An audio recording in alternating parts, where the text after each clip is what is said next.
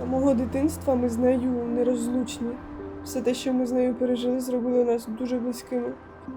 Я зроблю все можливе на світі, щоб бачити її щасливою та бачити її посмішку кожен день.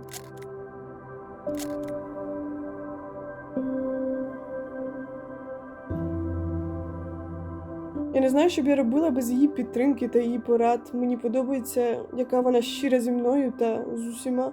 Я сподіваюся, що вона ніколи не зміниться, бо я б не змінила ніяку частину її.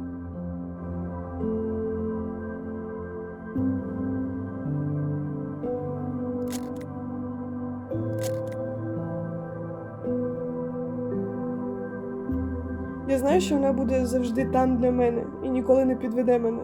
Вона перша, кому я зателефоную, коли мені потрібна допомога. Чесно, я не знаю, що б я робила без неї.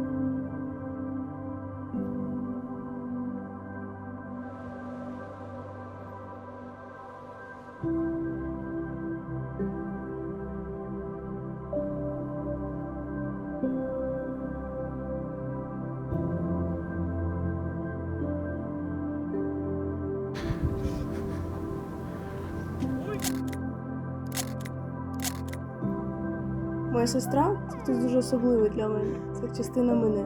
Я обожнюю такою, яка вона є. Я обожнюю почуття гумору. Це єдина людина, яка зможе змусити мене сміятись без перестанку. Я обожнюю відчуття спокою, яке вона мені дає, коли я поруч з нею. З нею я можу бути собою і не думати ні про що.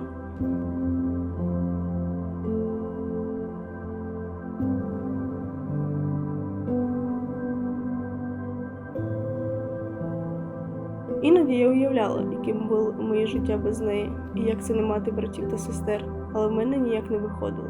Це невід'ємна частина мого життя. Це та, з ким я можу дуже сваритися, але ніколи не перестану любити.